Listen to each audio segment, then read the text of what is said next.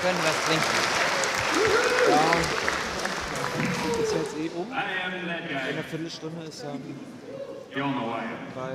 This is the Retropanel. In einer Viertelstunde ist bei Grey. They said, hey, Dusty, you want this panel? What's it about? In einer Viertelstunde. We call it the Retropanel. Do what you want. Okay. So, we're going to talk about early fandom. We're going to talk about early show. We're going to talk about 2010, 2011. We're going to talk about what got you guys into loving this show. So, we're going to picture. I have absolutely no questions prepared. I'm doing absolutely everything off the top of my head, and that's the danger. Danger is awesome. Yes. So, joining me on this panel, Hospital visit? And these two wonderful, lovely ladies right now. And this will be Anneli, and Julia. How are you? Awesome. I never learned to pronounce your last name correctly. It's Meynen. Meynen. Thank you. Because I'm not from over here, so I speak it like an Englishman. He's not from around town. Yes. So, wonderful, wonderful ladies. They've been working in the animation industry for many, many years. Not just on My Little Pony, but on a lot of different animations that have come over here. Let's talk about some of your earliest work. Anneli, what's some of your earliest work? I was in a show called Dive Ollie Dive, and Kid vs. Cat. I had the main character called Coop Burtenberger. I was screaming a lot. Like, those when you go up in the air and all day long. And Monsters vs. Aliens. Some of my first work, Awesome. How about you, Julia? Some of your earliest work? Yeah, there was a little show which was called Arthur the Pig, I think. Yes, I did that when I was 11 or 12. And the funniest thing is 20 years after that, there was a new season of this series, and all the supervisors, they wanted us back for doing the voice dubbing.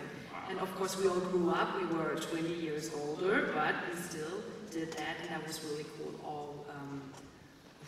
First thing, so much lonelier, but Arthur was one of the first things I did, and a lot of anime things too, like Detective Conan when I was in my early 20s, or Escaflowne, for example.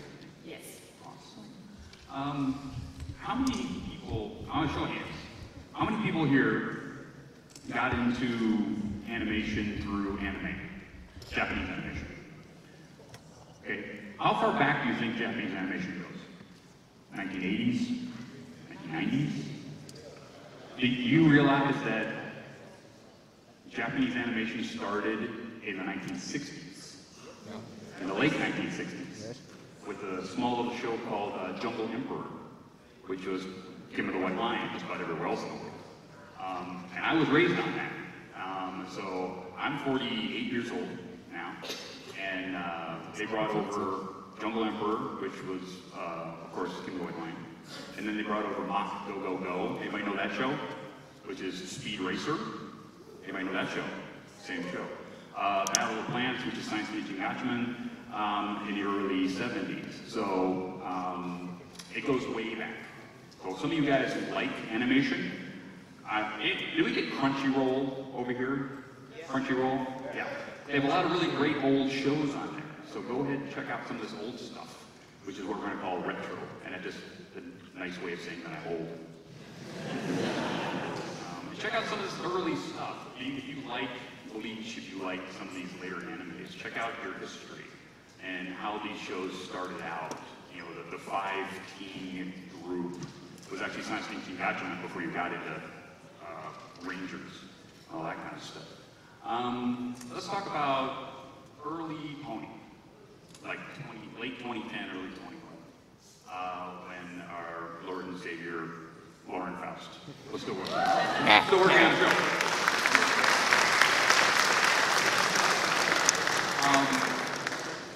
I'm just winging it here, so if I go off track, just smack me. You get to smack me if I go off track. Okay. That's your job. If I do this, you can just smack me from me. Yes. And you Okay, can What is one of the things that comes to mind from early seasons? Just call it out. What's one of the early things that drew you in? Thank you.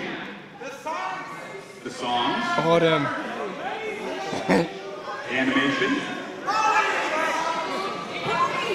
Broaden. Characters. Right. So, a lot of very good answers. Who said marriage? A lot of very good answers. And how many shows before this show had that many things in common? Not very many, right? You had a lot of weird little shows that had really cruddy songs and had kind of an okay thing, except for things like Samurai Jack. Nothing Cartoon against Network it. stuff. And who was working on those shows? The same people who are working on Pony. Amy Keating Rogers, all those people. Let's ask these two ladies. And we're going to go back into your histories and your love of animation. Tell us some of the early shows from when you were a kid that you loved. Check it out. Kimba, the White Lion. Kimba the White Lion, which is an emperor, which came over from Japan. Right? Mm-hmm. And also Aladdin from the 80s. Aladdin. Yes. Mm-hmm. And of course, She-Ra. She-Ra was my favorite. Princess of Power. Yes, Princess of Power, yes. So, but nobody actually know, or not a lot of people knew that She-Ra was He-Man's sister. Mm-hmm. Yes, and they were fighting against each other before they knew they were sisters and brothers. And I love She-Ra. That was my favorite show. Yes. Somebody must draw her as She-Ra now. Somebody draw her pony as She-Ra before the end of this weekend. Some of your favorite stuff. I was really into a show called My Little Pony Generation 1. And I had the pony stable, and I had Megan and Lemon Drop, and I even had Firefly. Yeah, my friend had Firefly. Sometimes I get to borrow her. But I also like DuckTales and I know, right? So good. And Inspector Gadget and so many. I was watching a lot of cartoons. I guess I was preparing for this unintentionally. I don't know, but I watched a lot of cartoons and Lady Lovely Locks. I watched it, and also She-Ra. And I knew that they were sister and brother. Yes, I did. Yeah, a lot of it. So, a lot of stuff from the 80s. Let's talk 80s. Let's talk Teenage Mutant Ninja Turtles. Anybody? Yeah. Not Michael Bay, thank you.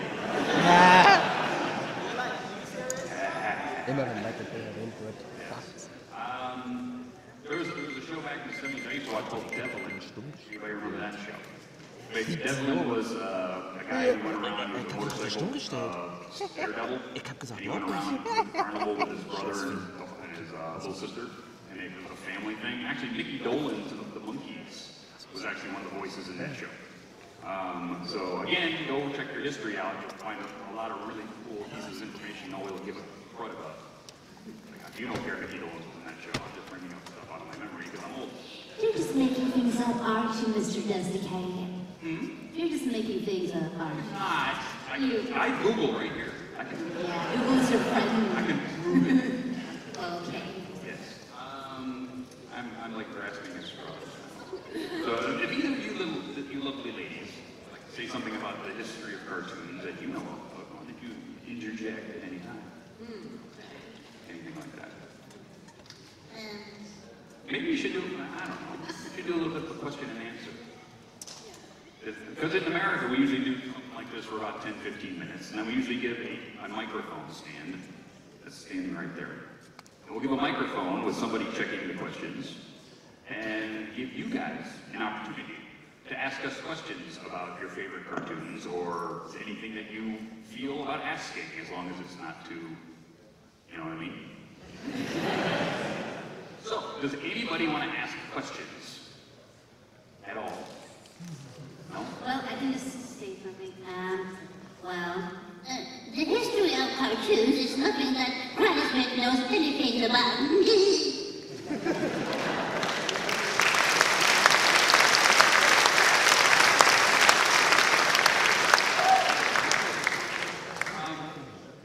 How about we move forward a little bit? You know, we talk about the history and the past of cartoons. Now let's talk about flash animation. Let's talk about web cartoons. Let's talk about almost anybody out here in this audience can make a cartoon. Because now you have things like Flash, which anybody can download on their home computer and learn how to do. A lot of people, in fact, Jan Animations, right? Jan, anybody know Jan Animations? Jan, thank you. Jan got so good at what he did, Hasbro had to say, stop it. Because he was too good. But you can do that, right? You get your friends to do the voicing. In fact, that's a lot of what I do. I get my friends to call me up and say, Dusty, I got this character doing a short animation. Can you do me a funny voice? Because I do that. And sure, I'll do that for you. And 6 months later, there's this cute little animation with a voice I did in it. Because somebody came and asked me. Any of you guys can do that. And that's going to be retro 20 years from now. Right? And everybody's going to be going, wow, these Cintiqs. What's that? You even think, it's software to do that? Don't you just think it now? Wouldn't that be cool? And you're just like, wow, I'm going to think about this cartoon and it's on the screen. Wouldn't that be cool? It'd take a lot of time out of it, that's for sure. What else can we talk about? I'm just like flying now. How much more time we got, by the way? I have no idea. I'm sorry, guys. I wasn't fully prepared for this. And I apologize.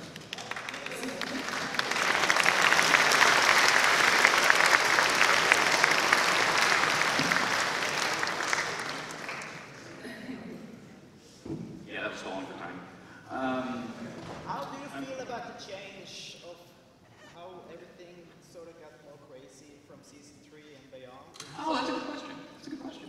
How do we feel about how the show has changed from seasons 1 and 2, where we were establishing characters and establishing how these characters interact with each other, to 4, 5, and 6, where we've got all this crazy things going on. We got Princess Twilight becoming an alicorn. We've got changelings trying to take over the land. We've got Tyrek tearing stuff up. We got all of this stuff. How do you guys feel about the show changing, and from a voice actor standpoint? I mean, I'm sure you guys read the scripts and you see how the storyline is going. How do you feel about how the characters are maturing and how it's gone from the early seasons until what we have now? I think there's a lot more action going on in the past seasons, and for me as a voice actress, it was more, it's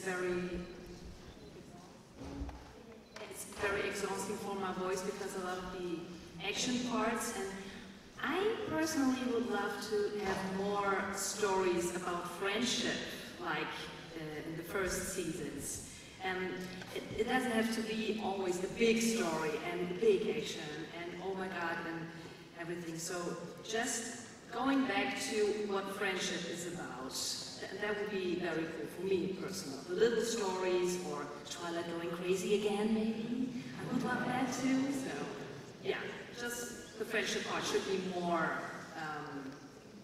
in the front. More in the front, Yes. Well, you really notice when you go into the studio after a couple of years in the same show that the characters are evolving and changing a bit, and I think it's good. You get to see more sides of the characters, and for example, the Cutie Mark Crusaders, my sweetie Belle, her Cutie Mark, and that was so cool to see, you know, the happiness of, oh, finally we get our Cutie Marks. And I was like, okay, so what are they going to do now? So it's really interesting to see where they're going to take those characters. And also, I think that, for example, Spike changed a lot. And he's hilarious all the time, I think. Especially when he's being greedy, I like that. Very cool. How many people here, by a show of hands, How many people miss friendship letters? Miss her? Miss it? Because she hasn't been around in 2 seasons, right? She comes in the season premiere and says something, and then she's gone. Until, like, the end. And Maybe she's on vacation. I know. I mean, she's in the Bahamas or something. She's in the Bahamas with Sipping a Mai Tai. Let Twilight Sparkle take care of everything. Yeah. Because it's like she's been running the whole place for like 1,000 years. So her sister comes back, and she makes Twilight and Alicorn. Had so much lists to check. Just so she wanted to go on vacation. That's why she did it. That's it. Right? So that's why we haven't seen her. She's actually in the Bahamas, sipping a Mai Tai. In a bikini somewhere. Just taking in the sun. Yeah, but that's one of the things I miss. One of the things I miss from the early episodes is that interaction between student and teacher. So I would really... I'm just writing my letter at the end of the episodes. Yes, I really miss that. Yeah. So I'm hoping that, excuse me, Twilight will start that with Glimmer. That basically she forces Glimmer to start writing letters of this type. Even though it's like across the castle, right? It's like, oh, Twilight, here's my letter. Just so we get that dynamic back, right? Just so we get some of that dynamic back, where you've got the student and the teacher. And they're trying to do it with Starlight Glimmer, but to me, I don't think it's coming off myself. What do you guys think?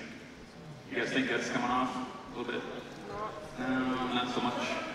So, yeah, hopefully the second half of season 6 will give us that thing. I know we're getting the changelings, we know that, right? So, yeah, we're getting... you missed the big villains? I do agree. We just had T-Rex. How could you miss him? He's only 90 feet tall. He blew up half the landscape, right? We had a big old freaking boom in the center of the field. How'd you miss that?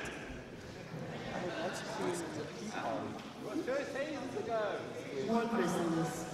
Yeah, well, we're sort of running out. We're running out of monsters out of Tartarus, I think. Yeah, Tartarus is terrible second hand.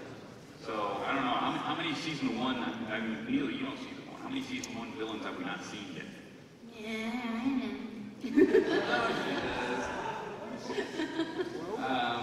Yeah, so we're gonna get the changelings. So what are we gonna have in season 7? What sort of baddie are we gonna have in season 7? Zebras? Why would the zebras be bad guys?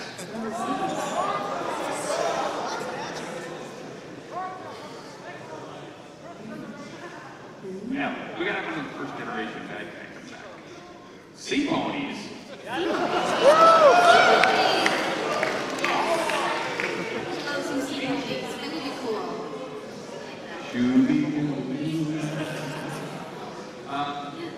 We had a pony then. Oh, maybe. You never know.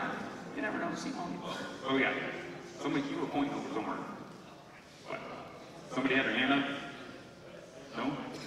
No? Anybody? I think it's sort of exhausted this. Oh, we got one right there.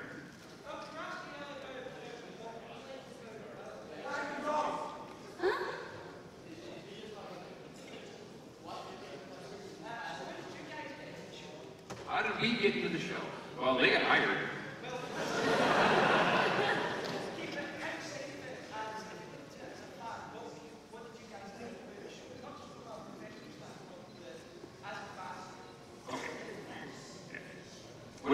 What did you two ladies think about the show as fans before you got hired to be on the show? Well, I was a fan from My Little Pony in the 80s because I was little, and I was in the Pony Club in the 80s. I was a pony mom. Yes, I still got my passport from the 80s when I was in the Pony Club. And then when I heard that there's going to be a new version of My Little Pony, and they just called me and they said, you know, you have to speak the new pony, Twilight Sparkle. I said, what, my little pony? Yes, it's new. It's a new version. You're going to be a pony. And I said, what? Really? This is so cool. But I haven't seen something before I went into the studio and I did the first job, and after that, of course, I watched season 1, and we had a little bit more time to watch the first seasons than now, because today we have to do it very quickly, and there's not much time, but I was really excited when I get the call, and I'm so happy that I did this, because otherwise I wouldn't sit here for the 3rd time with you, so great present for me.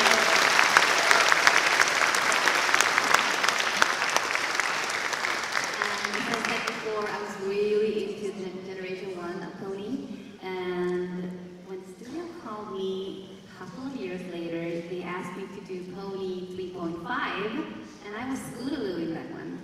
And every pony was very different from who every pony is today, you know what I mean? And after that, they called me again. It was 2 years later, and they said, "Oh, you have a voice test for Mountain Pony." I said, "Oh, I'm going to be Scootaloo again." And they're like, "No, you're gonna be a little dragon." And I was like, "Okay, yeah, sure."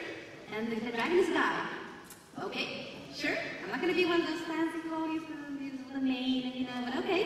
And then, after almost half of season 1, I got a couple of ponies.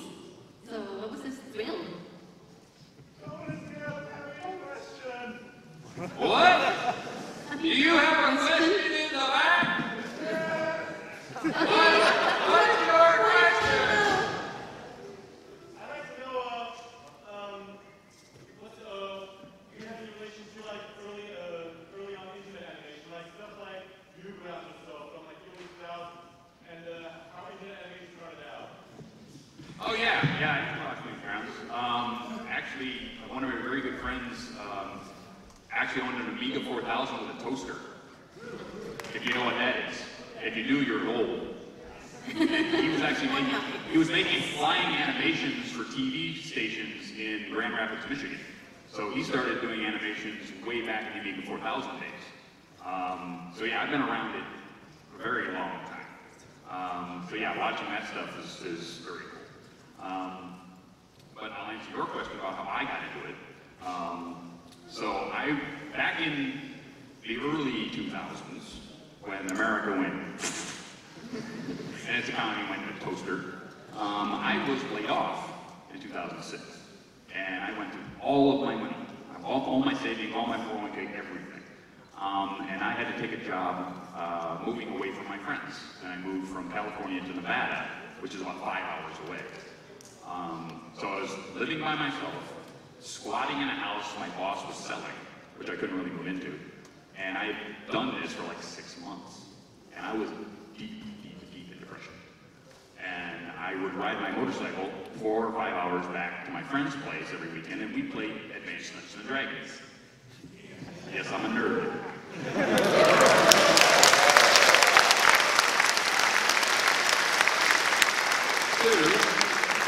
At the end of one very long evening of play, at about 1:30 in the morning, my friends, who I've been in fandoms with for 20-some plus years, said, "Hey, there's this new show we want you to watch." "What's that?" "My Little..." "What?" "It's 1:30 in the morning. You want me to watch ponies?" "Yes." "Okay." I sit down with a beer. I have a question actually for you two, and that is, how did you come into the community, you Dusty? And I know how you came into the community, but how did you do it? And I got lucky. Feelings and thoughts about that? Yes, I got lucky. So, again, after the end of this story where I got into ponies, and I moved back to California to my buddy's place, and we started doing stuff, and I'm watching the show. In the spring of 2011, we thought we would do something on YouTube that was funny, because I was doing stuff in another fandom. And so we came up with melding ponies with the most interesting man in the world. And we sat there, we wrote this little script. And how many people have seen my original video of the manliest pony in the world? Yeah. So basically it was me sitting by a fireplace with a sniffer of brandy with Princess Celestia, and you hear the most interesting man in the world music. And I just say, you know, I don't always watch shows for little girls, but when I do, I watch My Little Pony. You know? And so that video went stupid. It's 750,000 views at last count. And at the height of its popularity was the first 6 pages of Google search, which is still mind-boggling to me. In doing that, I started doing some funny videos, and I went to Everfree Network to watch Mando Pony play, because I love Mando Pony. And I get into this chat room, and the chat room explodes. Oh my God, it's DustyKatt! It's like DustyKatt! Oh my God! And the guy who runs the channel yanks me into another channel and says, "Are you really DustyKatt? Ain't nobody else here but me. Did you prove it? Here's my phone number, call me, whatever." So I prove that I'm me. He says, "Oh, I've been trying to get a hold of you. I want to give you a show." Wait, what? Oh, whatever you want to do, just don't piss off Hasbro.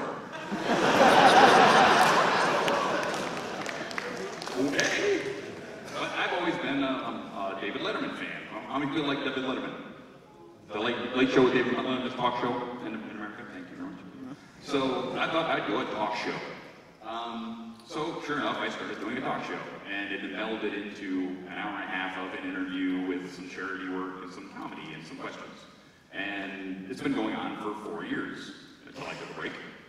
And it was a lot of fun, and that's how I ended up doing what I do, because I started doing that, and then I'd go to a convention, and somebody said, "Hey, you want to do our charity auction?" Sure, that sounds fun.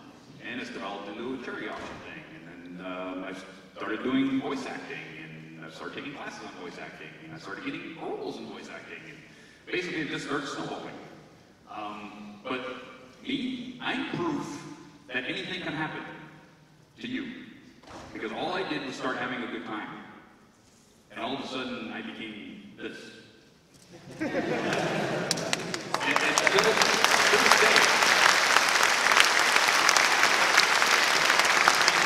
Thank you very much. Follow-up question on that. I have so many questions. How do you feel that the community has it changed from the start until now? What's the biggest difference in the community? And also, I want to hear what you think about this. I think the biggest difference in 2010 to now is that you have the hardcore fan is still here. The guys who came in and said, "This is hip and cool," have moved on to Steven Universe. And Steven Universe is a good show. I'm not putting down Steven Universe. It's a good show. But a hardcore fan is still here.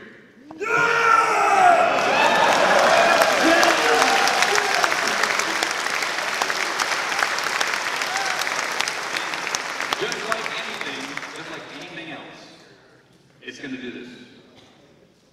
Right? You're going to have that big, huge hit, and then you have some people go away, and then it's going to be even. And then you're going to have Star Trek, where you had a ton of people who loved the show, and then Star Trek got canceled. And they kept it alive by fandom.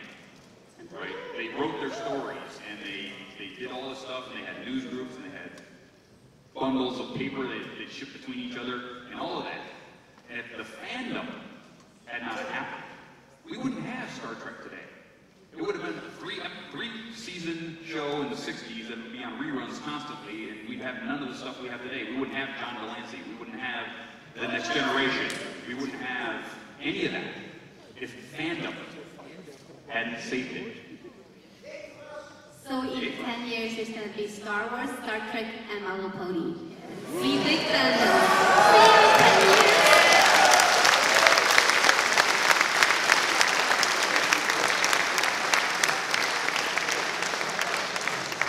Question for you too, Dusty. Okay. What do you like best about My Little Pony? What do I like best in life? To see the enemies driven before me. No. What do I like best about My Little Pony? I like the fact that it's a girls' show that doesn't dumb itself down for girls.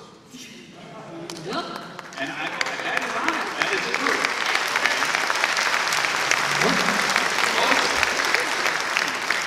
Most girls' shows would dumb themselves down. I mean, look at the new Strawberry Shortcake. I mean, come on. look at early, like season 3, generation 3.5 of Pony. I had to knock myself out. Remember Brony's React to 3.5? I had to knock myself out. I couldn't take it no more. So it's a show which is way smarter and has way better music and has way better voice acting and way better writing than it has any right to have. Because somebody cares. Because somebody... That entertainment for little girls doesn't have to be stupid. Doesn't have to talk down to them. It can understand that little girls can think and become entrepreneurs and can become athletes and become, you know, caring ponies that are people that take care of animals or any of that, right? Give little girls a really good role model to basically have that dream to be better than what they are now. To be able to go to college, become a scientist, like science, like math, like all this stuff. Instead of going, okay, all I have to do is be a homemaker and have kids. That's all I can be. No, that's not all you can be. You can be an astronaut, you can be a scientist, you can be any of that thing. And this is the kind of show that tells little girls that yes, you can do that.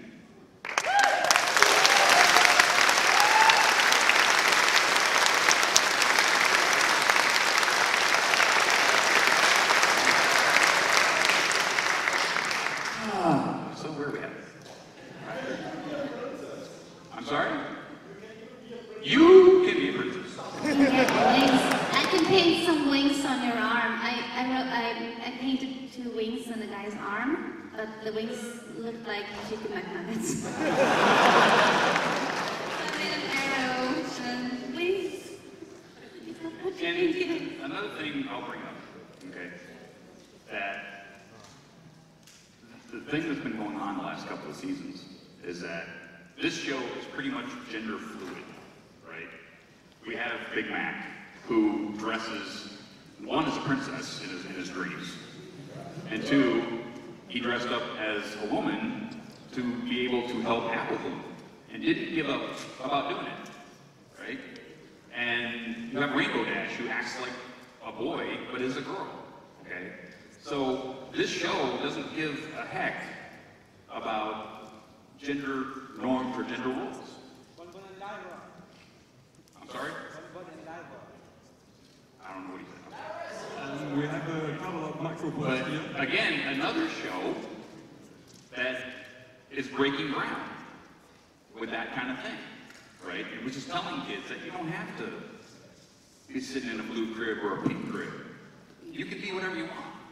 Do whatever you want, as long as you're not hurting anybody else, right? And that is one of the tenets of my entire life. And harm none, do as you will. Do whatever you want, as long as you don't hurt anybody else doing it, okay? And if you take that to heart, you can do anything. Anything you put your mind to, just do it. Don't just sit back and go,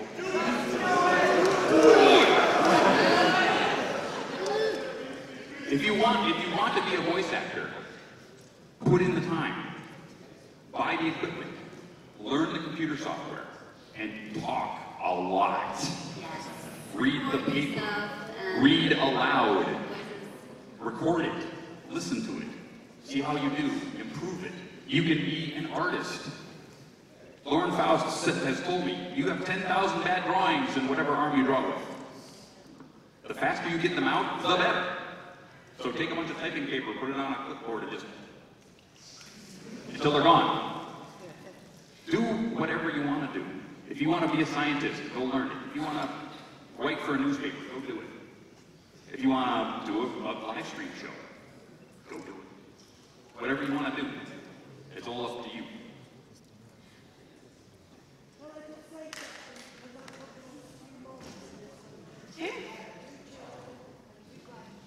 And just take the microphone from my companion there.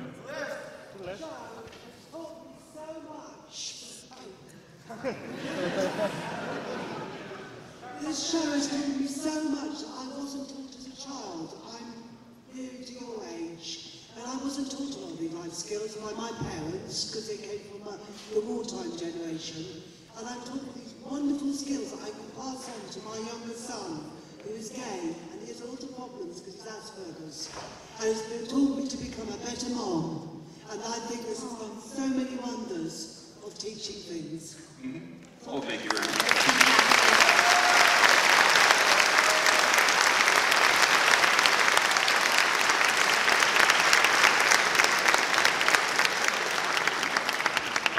We got 10 more minutes, 5 or 10 more minutes.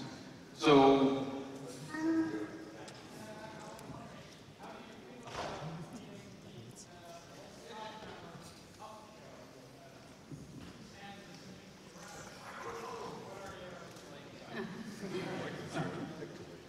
my question was, how do you feel about your experience with the show cast and the community surrounding it?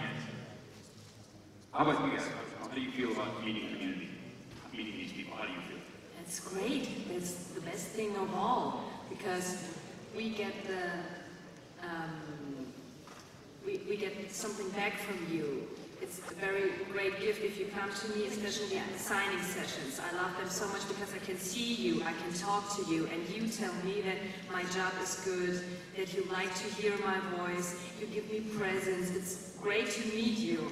After all these years, you're still so creative, and I love all your artwork and the community which holds together, and it's unbelievable, it's amazing. Of course, I love to meet Anneli again, and I met Mitch, I met Nicole Oliver. It was very cool 2 years ago, but the best thing of all is meeting you. To be with you, with the community, with you guys is the best thing of all. That's so all for you.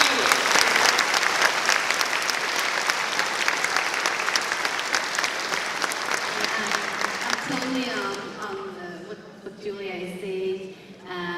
Just to be able to hang out with you guys and mingle and have a chat, you know, talk about all or nothing. I just love to hang out with you guys. So I'm just happy to get that direct feedback also about the show and just, yeah, to hang out. And also to meet Julia, of course, and Mr. DustyKatt.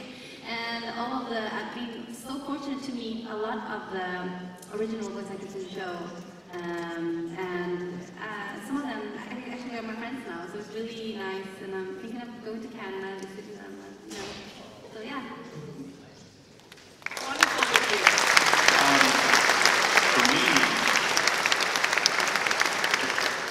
For me, I think the only person I ever really did the fanboy thing to was Nicole Oliver. It was the BronyCon I went to, I think it was BronyCon 3 or something, and I saw her, I met her, I had talked to her like before, but meeting her was awesome. She's a very, very wonderful person. Everybody else, all of us, me, these two, we're just people. We're doing the same thing you are. We're trying to pay our bills, we take showers, you know, everything. So we all have jobs, theirs just happen to be talking. Mine happen to be doing whatever the heck I do. But we're just people, right? Just like you. If you come up and say hello and be, you know, cordial and everything, we'll say hello to you. Everything is cool. But remember, anybody out there, John Delancey, Weird Al, they're just people, right? They're just people like anybody else. They just have really cool jobs. Yes. You! I have a question for you. What would you what is something you would have loved to participate in the past or would love to participate in the future in voice acting? Oh, again, please. Again? What do you want to do in the future in voice acting, or what would you have to love to do in the past? Wait.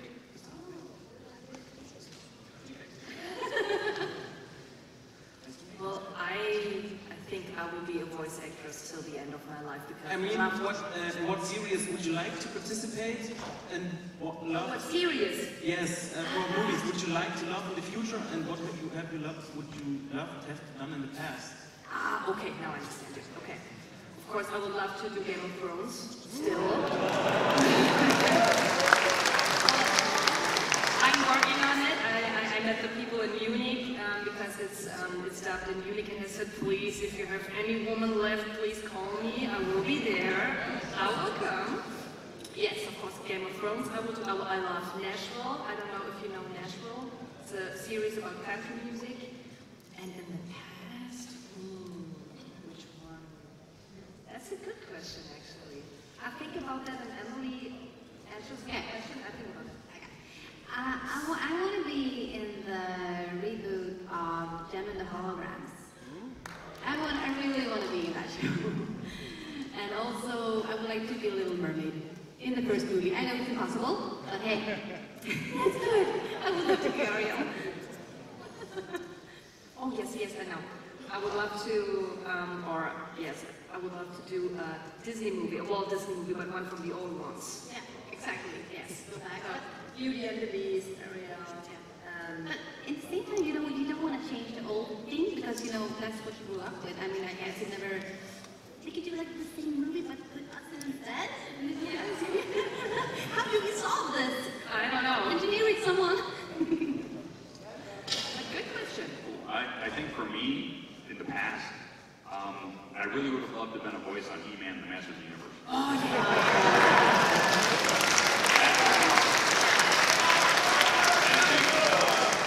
For the future, I would love to play an extra on The Walking Dead. I don't want to be a zombie, I want to be killing the zombies. And I want to have a motorcycle and a machete. I'm just so curious, how many of you were here the first Galacon 2012? Can you just like this with me? Oh, yeah. Great. Yeah. Love it. Love it. We only got a couple minutes left, so you.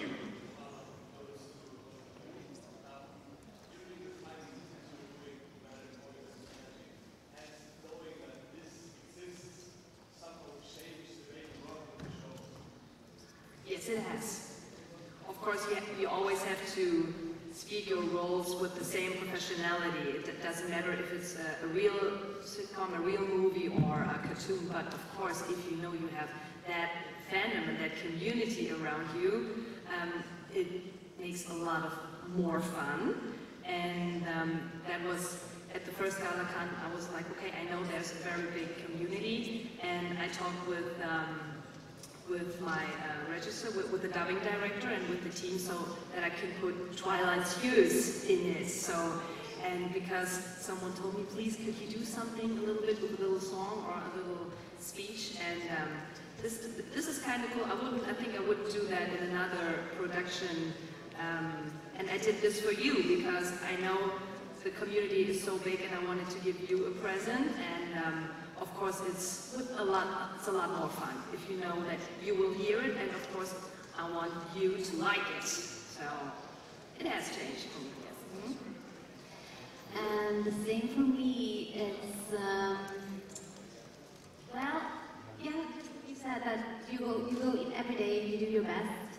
But when it comes to My Little Pony, I want to do more than my best. I want to do my best ever, because I know that people are going to listen to it and watch it, and I just don't want to disappoint anyone.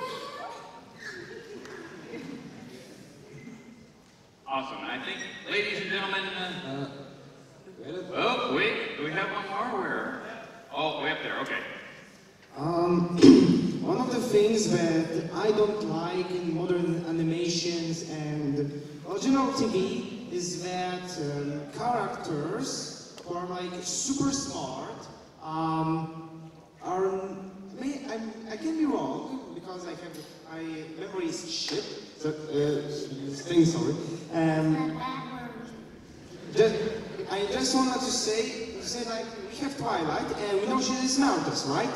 But do we really see that often that she is the smartest? Like she solved the problem in science-based? I may be wrong. But just say.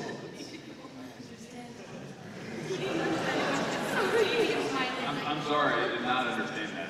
I just want. Never mind. Catch me after. Catch us after. I'll answer it for you when you understand it. So I think we are at the. Oh, one more. Okay, one more. We are at the 5th Galacon and celebrate the 5 years or 6 years of the Brotherhood. And I want to ask you, where do you see the Brunchen in the future 5 years? Where will it go? Where do you think it will go? 5 years. That's a long way. So we got the second half, season 6. We have a movie. We probably have a season 7. That rumor is out there. Probably have a season 7, which means we'll probably go through 2 more years. That's probably guaranteed, right? So you're talking 5. So 2 things can happen. 1, we could have it picked up again, depending on how the movie goes. If the movie is great, we get another flush of really great people coming to conventions, then we'll probably get a season 9 or an 8, and maybe it'll go 5 years. But that's a long shot. Actually, we're running on borrowed time now. Most of these type of shows only go 2-3 seasons, because they only need like 96 episodes to go into syndication. That's it. That's all they ever have to do. So right now, we're pretty much running on borrowed time. As long as pony sales stay strong, we'll probably continue to have a show. Because guess what? Toy sales drive getting the show made. Because Hasbro's bottom line, if Pony doesn't start pulling up the girls' side of their business, guess what's going to get cut? My Little Pony. Because it's a business. And trust me, it's a business. So I've talked to all of these people, all up the chain. And the minute Pony stops making money, guess what? It's over. Because there'll be no money in it for anybody to make the show. So if you like the show, Guardians of Harmony, some pretty cool toys, aren't they?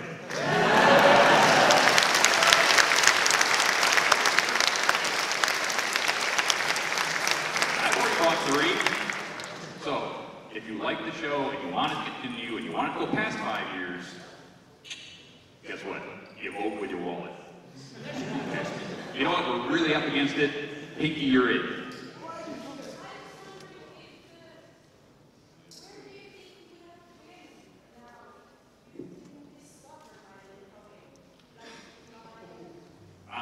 I would probably be building custom motorcycles somewhere.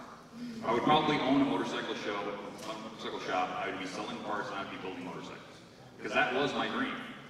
I went to Motorcycle Mechanics Institute. I graduated tops of my class. I worked at 2 Harley-Davidson dealerships.